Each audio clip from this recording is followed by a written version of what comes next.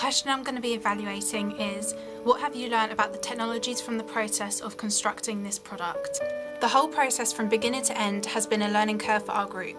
Throughout the entirety of the process of constructing the product, we have learnt a significant amount about the technologies used in film production, particularly in the editing stage of our product.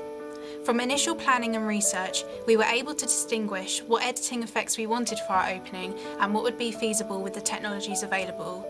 From making the opening, we were able to understand the importance of technology in modern day movies in creating a successful film. Filming the raw footage is a fundamental part of production to ensure a successful opening. Through using a camera, we learnt how to set up the perfect shot through positioning, framing and movement. By using a Canon EOS 550D camera, we were able to ensure a high quality finish to our footage and were able to experiment with depth of field and focus through the options on the camera. We were able to visually imagine the final outcome and make any changes to the script and shots from our storyboard and shot list. We were able to change shots to put across our message and evoke meaning. By experimenting on set, we were able to create the right pauses and tense or fast-paced movement. When we needed to refilm some shots, we were able to understand where we went wrong beforehand and improve the shots by experimenting more. One example is the stabbing scene. The first time we went out and filmed, the camera was always fixed on the floor in the same position on a tripod. There wasn't enough sense of suspense or action, and all the shots were of a similar medium shot type. Therefore, the second time we filmed, we experimented with a range of different shots and movements of the camera so that in the editing stage, we could create a lot of jump cuts.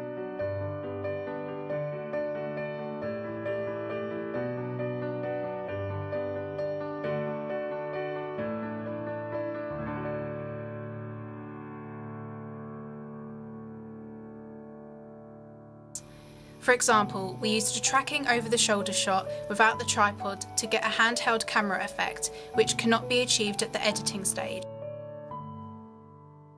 Hence why the filming stage is so important. Other shots and angles that we used were high angles, low angles, over the shoulder, profile of the hand, medium close-up, medium shots and full body shots.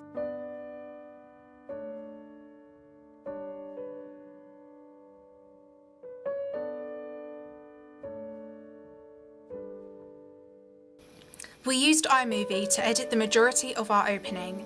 This is an effective software because it enabled us to create our desired outcome just how we imagined it to be.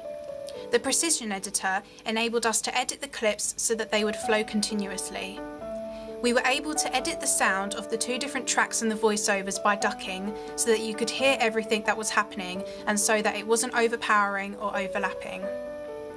We also muted the sound of the original footage so that you didn't hear the wind.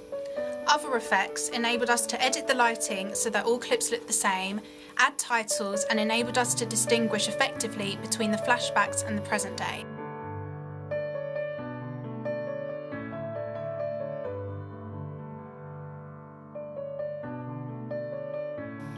Finally, we decided to experiment with a software called LiveType to create animated titles. It was interesting to use as there was such a wide variety of fonts and styles to choose from and lots of different animations to choose from. We liked the outcome as it reflected the genre and looked nice on the clip.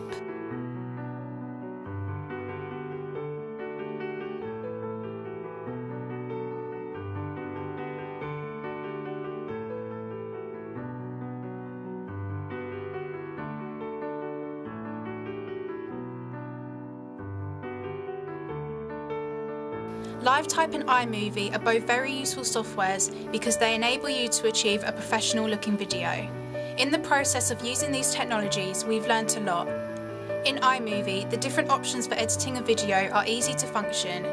In LiveType, it is a little trickier as you can only add titles once you've exported your finished video and are sure that you like the title as it can't later be removed. Unlike LiveType, iMovie allows you to change things as you wish. However, there are a better range of titles and effects in LiveType.